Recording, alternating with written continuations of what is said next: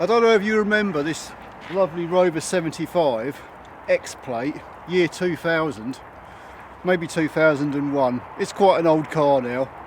I've just drove it home and I'll tell you what, I quite like it.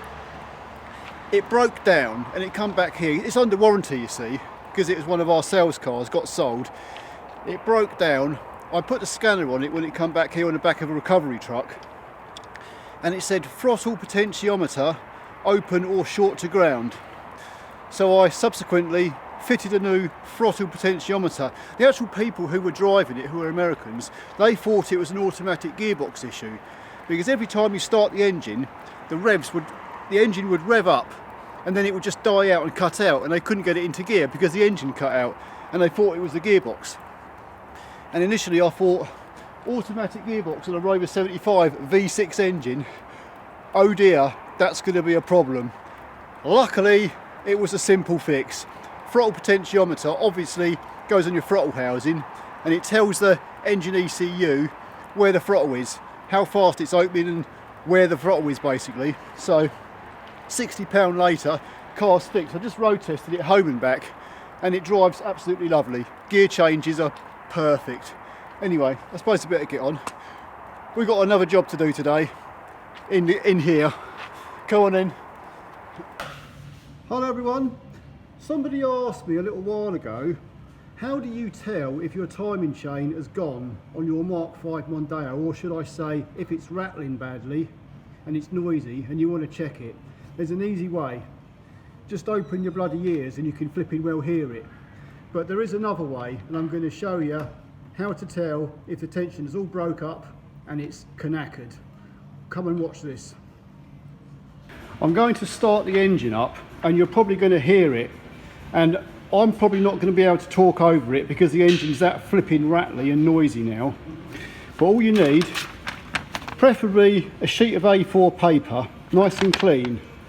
And what I'm going to do is, when the engine's running, I'm going to remove that oil filler cap and I'm going to put the piece of paper over there like that, above the cap, and we'll see how much oil sprays onto that piece of paper. Under the normal run of things, there should be maybe 1 or 2 little dots, fine little dots. There shouldn't be much spraying out of that at all. But you watch this one.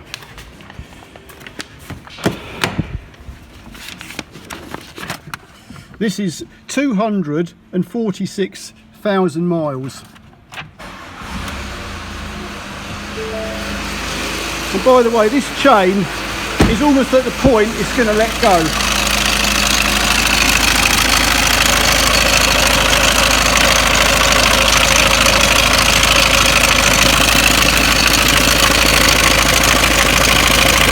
Look at that.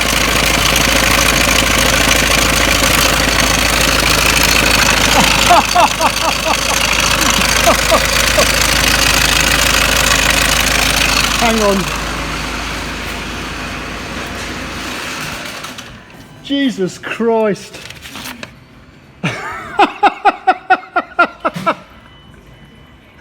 That is flipping ridiculous. It's sprayed everywhere. This is a particularly bad one, by the way. They're not always this bad. I just thought I'd look in the mirror just to see if I'm smug. My actual phone screen is covered in it as well. It's all dripping on the floor now. But yeah, you kind of get the picture, don't you? If you do that and your piece of paper looks like that or near to that, you need a new timing chain. Righto then. I actually don't know why I'm laughing, because it's not actually funny. I've now got to do the job. Well, where do you start? I'm not going to go through the whole lot of this, but I'll just give you a few pointers.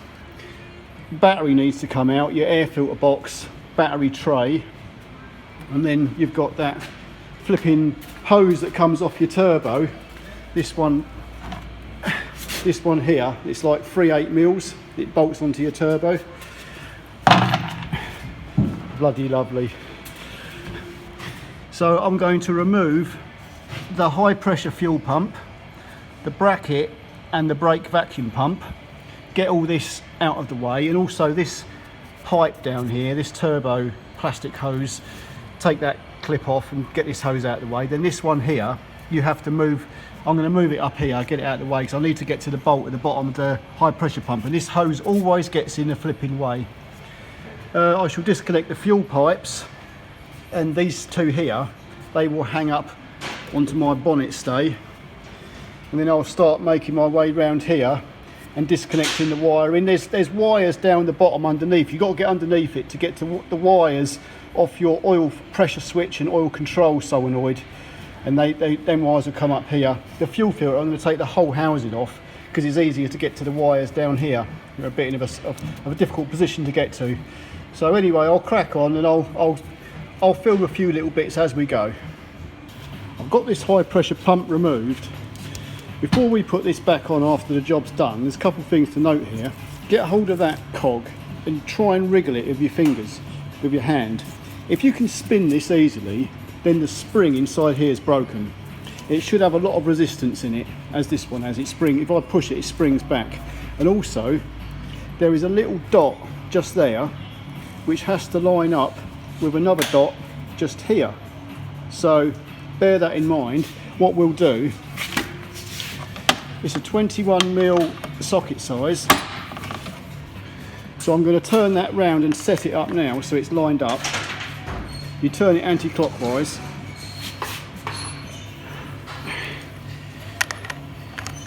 Come on, there. So now we've got both our dots lined up with each other.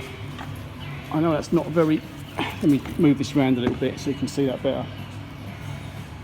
See our two dots lined up?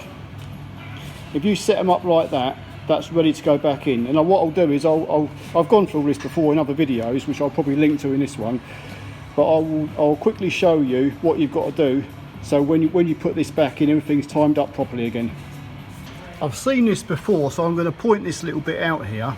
The high pressure fuel pump bolts onto this cog unit, which then goes onto the camshaft. So there's 4 bolts holding this cog unit on. So if I slide it out, I'll show you what can easily happen. See, you've got that little dog unit there which connects into the camshaft area. Let me just drop that down. Just in here, you will see there's a little extension piece there. That slots into the back of the camshaft. There's 2 slots in the back of the camshaft, and that slots into there, into the camshaft. And obviously, on this unit here, that will slot onto there like that. But what's happened, what I've seen quite a few times, people take these cog units off, this will drop down to the back of the engine and they'll forget it's there. So they'll put it back together and the car won't start, because it ain't going to go without this in it. So just so you know, I've disconnected the 3 plug connectors which go onto your oil pressure switch, oil control solenoid and your oil level sensor. So you pull them 3 wires up. There's a few clips down there as well, but that's, if I can grab them, that's these wires here. A little bit annoying, one of them is this one with the yellow tab. It's a bit tricky to get to sometimes, but once that's done, you can lift the entire wiring loom up like that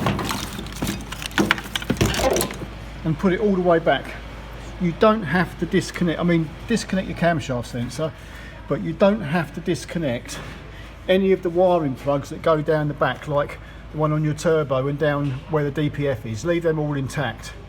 The only ones you disconnect are the ones around your pump area, injectors and everything around the front. So if you follow the wiring loom, you won't go far wrong, and that whole loom will now sit back there quite nicely out of the way. And now, well, I'm going to get the cam belt off and I'm going to have a pop at getting the injectors out.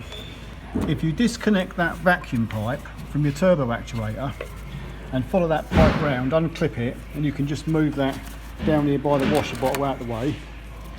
Unclip your 4 injector leak-off pipes and pull them out of the injectors.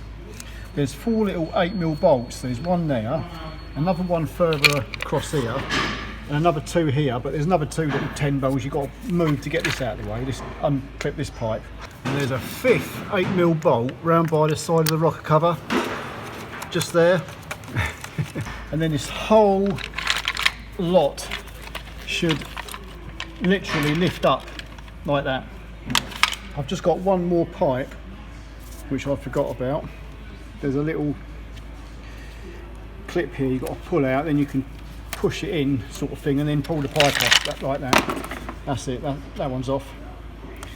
And then this whole lot will lift off like that. One great big assembly. And now I've got diesel dripping all over the bloody place, so I'm gonna, I'll let it drain out in the bloody drain tray.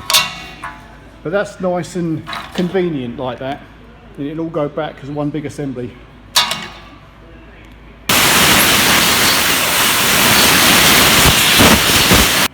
I've removed the 6mm Allen key bolts and clamp from each injector.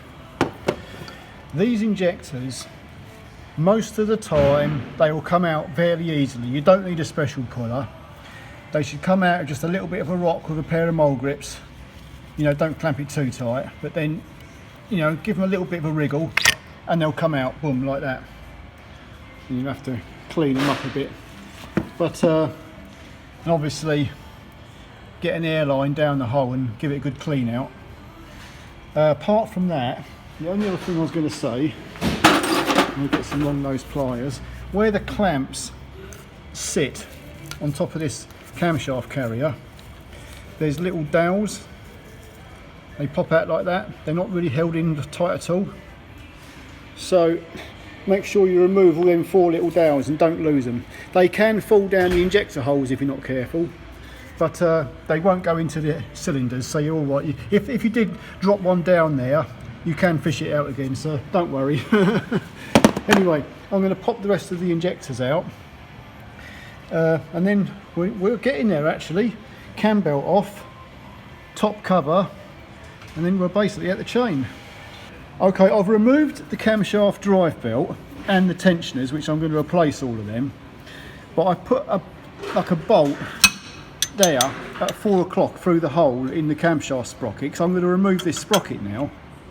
And I've also pinned up the crankshaft. I'll leave a link to how you change the cam belt on one of these cars, so you know how it's all done, rather than me saying it now, otherwise it will just take too long. So I'm going to get this 16mm bolt undone, but because you're limited for room down there, it's hard to get a socket.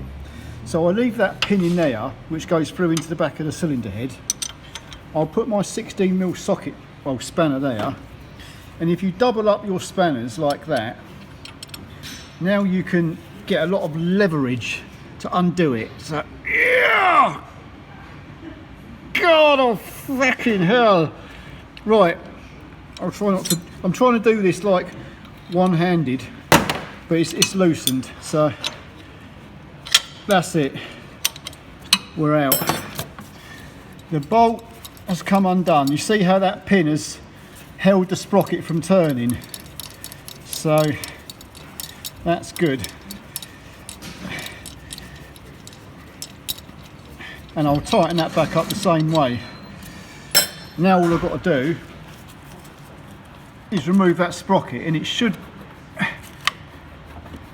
it's a little bit tight, but it should come off just by wriggling it with your hand. There.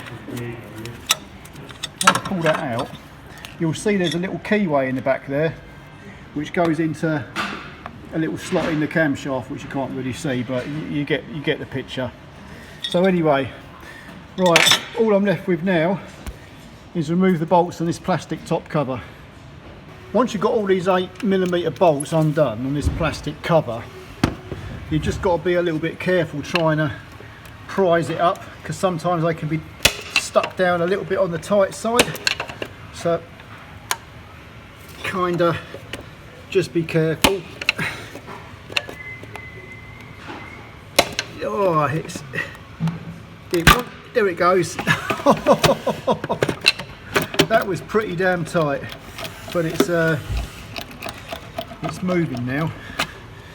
So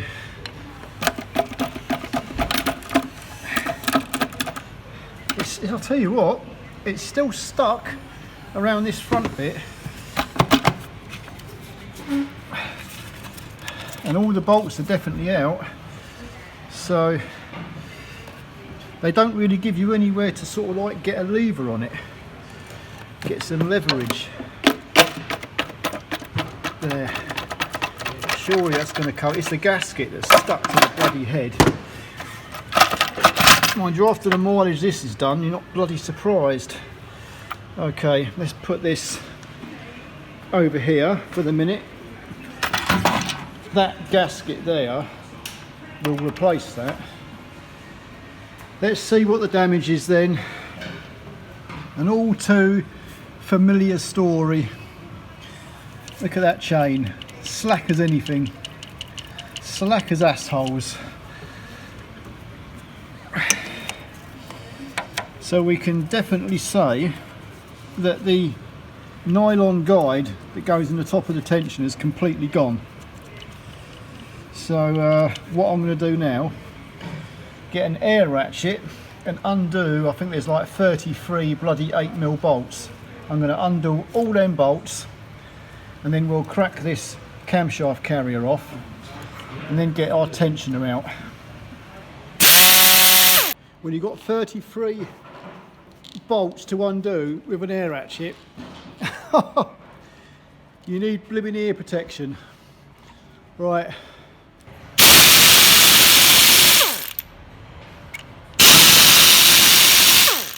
I hope you can see this engine's lit up nicely. I've got a brand spanking new Nebo torch here, nice and bright, because the old one I dropped in a bucket of oil and it kind of destroyed it. Anyway, all the bolts are out now, all 33 of the bloody things. So I'm going to try and lever this out. This is going to be pretty tight. Normally what I do, I'll hit it with a hammer, the bar, like that. So let's see. Well, I've whacked it a few times, it's actually broke loose now. I heard the note change. So there we go. Oh, finally. Some of them come off quite easily, other ones you have to give them a little bit of a whack. But that's all free now.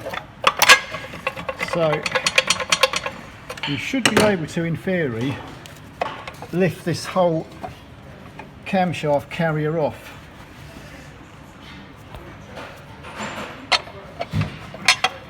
And leave the camshaft intact on the cylinder head. Whee, that can come off. I'll put that in there for the minute, I'll clean it up in a bit. That's our gasket that we're going to sit around the injector holes. We'll replace that as well. That can go in the rubbish. Right, what I'll do now, I'll lift these, loosen that, make sure that oil seal there is loose, and we'll lift both these camshafts and put them on the bench. Tell a lie, before I actually lift the camshafts out, there's 3 8mm on this tensioner, so I'll get these bolts out first.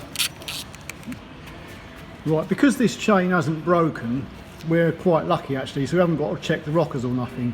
I'm going to check them anyway for wear, but usually if one of these chains were to break, it doesn't really do any damage. You'd be lucky if you had one valve rocker broken, so you won't get no bent valves or nothing like that. But look at this tensioner. The nylon guide that's here is completely gone, and that's worn through that piece of metal quite badly. So I'm going to drain the oil out at least and change the oil and filter. And this little metal bar bracket at the bottom, that should have a nylon guide in it as well. That's completely gone. And there's a spring inside there, which is just jam solid. That should spring out to give it tension. It should be springy, and then oil pressure goes in there as well to help it. But that's just locked up solid, just jammed. It's completely screwed. So I'm going to put a new tensioner, new camshaft oil seal, and we'll stick a new chain on it. But in the top of our cylinder head, especially around this area where the chain was, you want to look down there carefully for any debris that might be broken bits of plastic and stuff. But there's nothing in there. I mean, I've checked in there thoroughly, so there's nothing there to fish out. If there was anything, I'd have had it out and we'll fling it in the bin. You don't want anything in there, just that could cause a problem later on. And while we've got this far anyway, you may as well lift out the valve rockers. You see, if this was to have hit any rockers, if the chain was to have broken, these rockers would snap right in the middle here, but obviously the chain hasn't jumped tooth or anything like that, so we're fine. But also on these rockers, right there where they sit on top of the actual valve stem, you want to inspect them there, because they can get like a little recess worn out in them, and they can get really bad. They can get so bad sometimes they can nearly wear through the thickness of that rocker there. They can wear all the way through that. This one's in really good condition. I've checked all the others, so they're all good. So but it's worth looking at them anyway, and they're easy to pull out. They just like pop back in like so. Okay, so our new chain's on now. The little teeth on them sprockets, on them camshaft sprockets, inspect them, because I've had teeth knocked off before. Usually when the chain snaps or something like that, it will snag one of the teeth and can snap the teeth. Then you'll need a new camshaft. But there's obviously, these teeth are fine. I've looked at these ones. The new chain's got 2 gold links on it, which just line up with little pointers, little lines on each sprocket, so you can't really get it wrong. There's one either side. And you put the tensioner in the middle of the chain, and then what you'll do is you'll lift the whole lot up and then lift it back into the car just like that. The little pointer here, you'll turn that, I think it's clockwise, once it's all fitted down and bolted down, but we'll do that later. That's to release the actual tensioner, but don't touch that at the minute. We'll sort that out in a bit. We're getting there. Camshafts are laid back in. They will sit pretty much flush, no problem at all. The marks are lined up, our gold links are lined up properly with the marks on our camshafts. There's our new gasket. When I put the cover over the top, I'll put some injector bolts through the holes to make sure that gasket stays in place. I'll put a thin bead of black gasket sealant all the way around. And now, before I actually put the cover back on, I'm going to put oil on all the journals. This is for the initial startup of the engine, so at least there's some oil on the journals just to help it a little bit. So I'll go over all of them, and also we'll put plenty of oil over the chain just to make sure there's a good bit of lubrication on it, because you know what cars are like when they're stone cold and they've all been apart. It's nice to have a little bit of oil there to start with, just to help it. So we'll gently lower this camshaft cover back into place.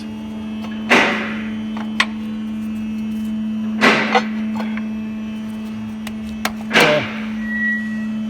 It will almost go down flush.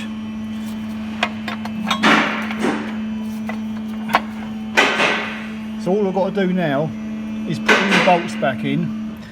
But I've said this in my previous videos, when you put this camshaft carrier back on, you can nip all the bolts down very, very, very lightly.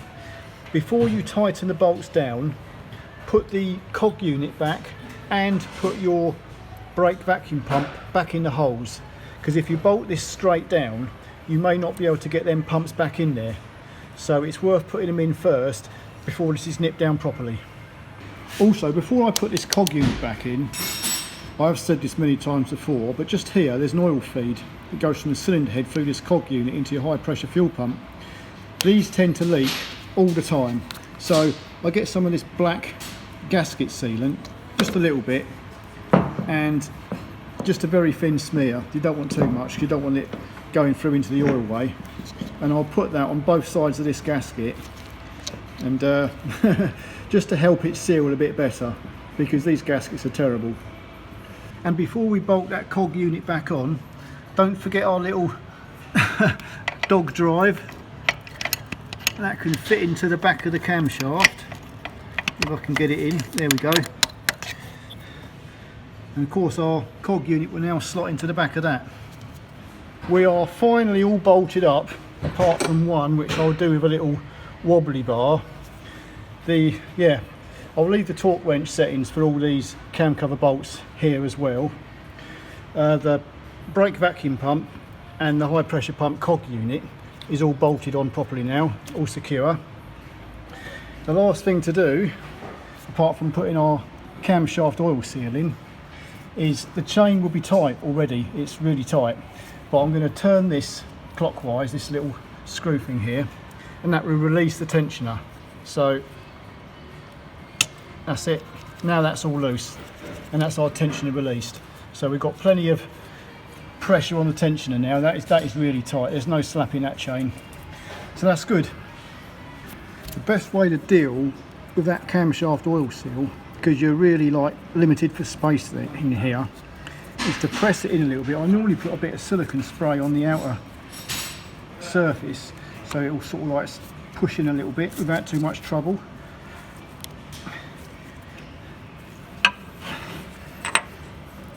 Then if you get a socket down there like that, you can use a lever bar on the back of the socket up against the metal plate that's on your ECU. So you can actually lever this in, pushing on the socket, and you can gently lever in various parts of the socket until you get the seal pushed in nicely all the way around. Before I refit the camshaft sprocket, I'll just point this out.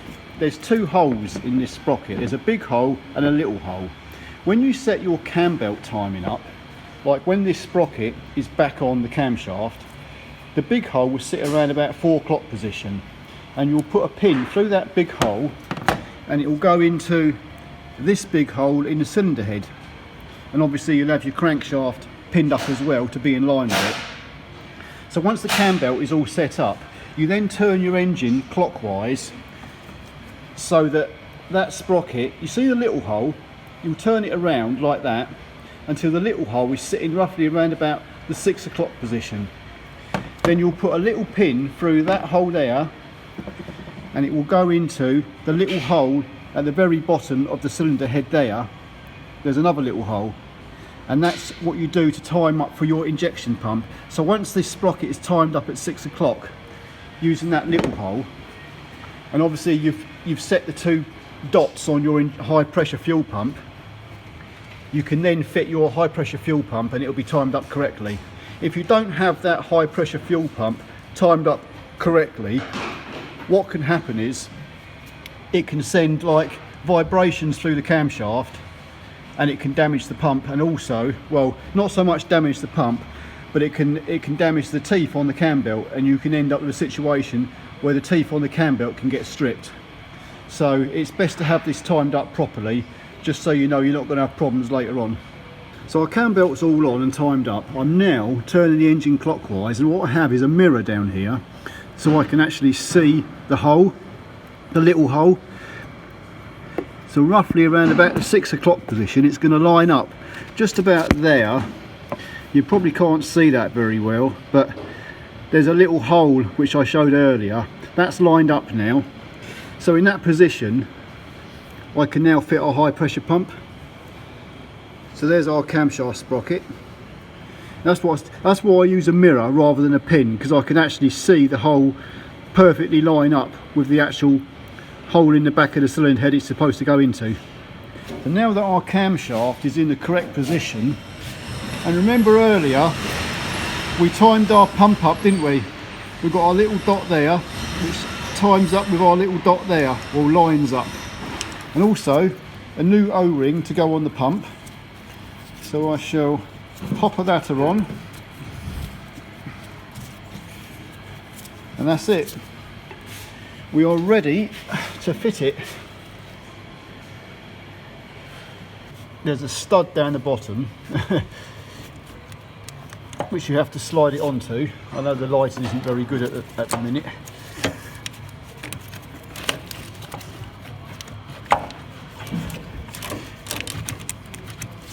Give it a bit of a push and that's it. We're in.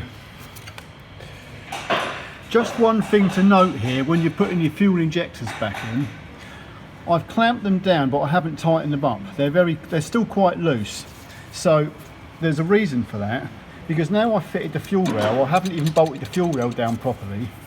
I've left that loose. It's so that you can actually fit the pipes back onto the injectors, because if you clamp the injector down and it's, say, too far round one way or another, although it's got a clamp on it, it should hold it in a certain position. They don't always do that, and these pipes may not seal because they've got like olive joints on the end of these pipes. and you want them to go in there squarely. So what I'll do is I'll leave everything loose, and then I'll just basically screw them all up, nip them all up very lightly, and when everything is properly nipped up and all in line, then I'll bolt everything down properly. Right then, it's all back together, but I'm going to change the oil and filter now, just so we know we've got good oil in the engine before we actually... Woo! Whee! Woohoo! Hooray! See ya! How's that for a Monday morning? Anyway, better get on.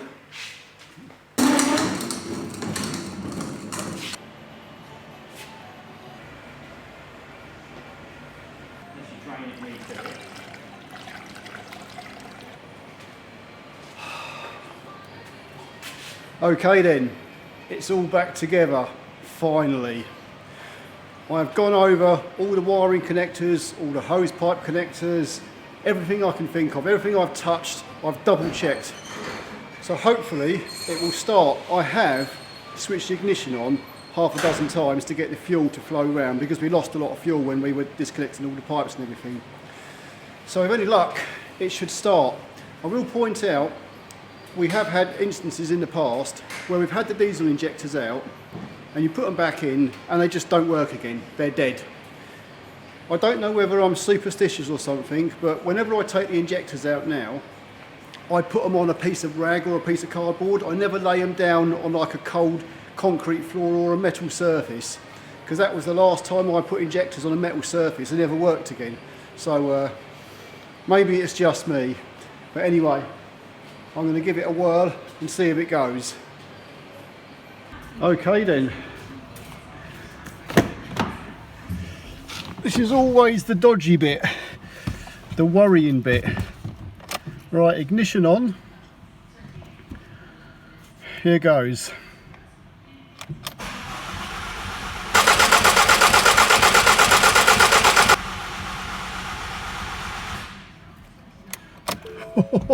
Nothing yet.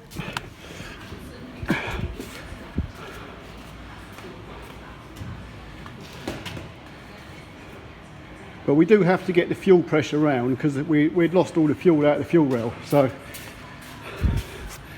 let's see. Give it another go.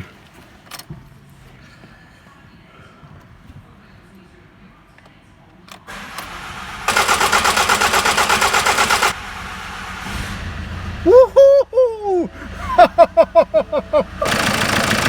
Yo, flipping hell, we're going.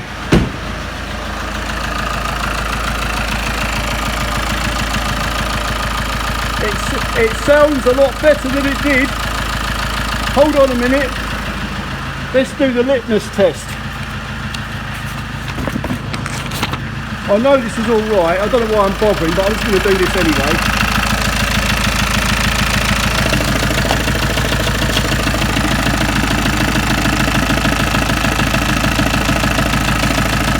There, we've got a few light bits of spray. Nothing like it was. That's what you should get. What? The lights have just gone out in here.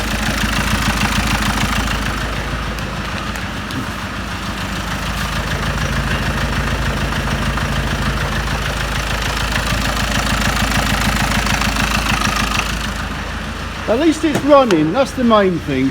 I'm going to take the revs up a little bit.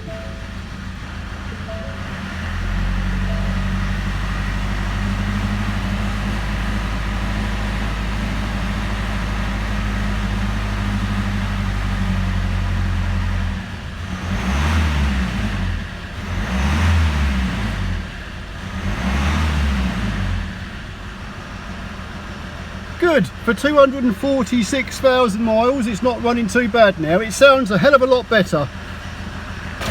Do you know something? This engine, on initial startup, it was kind of like chugging a bit, like, I don't know, the bonnet here, this bonnet was like vibrating, almost as if the flywheel was worn out and egg-shaped. and the engine was like chugging a bit. And I thought, that don't sound too great. It was, I mean, obviously there's no chain noise now, but it wasn't running like, it was running like it was a bit down on one of the compressions. So I let it run for a little while, revved it, and it was revving cleanly. It was a bit odd. So I switched the engine off. It's a little bit quieter in here. I switched the engine off.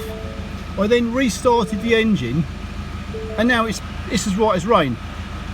This is what I mean, it's probably injector related, but them injectors are so dodgy when you remove them, because there is a high chance that they will not work again when you put them back in. Luckily in this case, they are working. But that sounds sweet now. In actual fact, I'll give that a quick rev.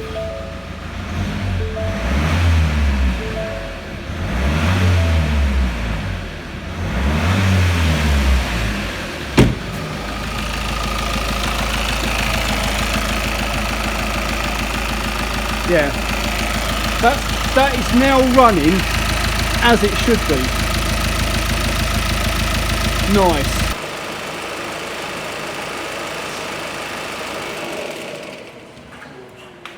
Well, that's it. It's just running as sweet as a nut. You know what I was saying a minute ago about when I initially started the car up? Although it was running, the timing chain was fine. The engine was kind of chugging. It almost sounded like it had a compression down a little bit. Even though when I revved it, it was still revving cleanly. It wasn't misfiring or nothing. When the bonnet was like shaking, vibrating like that. And I thought, that's a bit odd. So I left it running for a little while and it stayed like that. So I switched the engine off. Then I started the engine up again and boom, it's running. It was running perfectly smooth then. The bonnet wasn't vibrating no more and everything was great. It just goes to show, and that makes me think it's an injector problem, because I've had the injectors out. Something wasn't quite right. I don't really know what, but it's all right now. So anyway, that's the end of the job. It's all working great. I can now get on to the next one. But yeah, it's always good to catch the chain before it snaps. If that chain was to break, chances are, probably at the most, it's going to damage one of the rockers. It may break one of the rockers. Most of the time, you'll get away with no damage whatsoever apart from a new timing chain. However, I've had these tensioners break up where parts of the tensioner will get flung around the chain, or the chain will get snagged on something, and it will break teeth on the camshaft sprockets. And then you've obviously got to replace the camshafts, and it can get more expensive. So it's always pays to listen out for strange noises on your engine. I guess if you own these cars, you know what they sound like. And when they start sounding a little bit different, probably best to investigate. Anyway, that's it. Hope you enjoyed the video.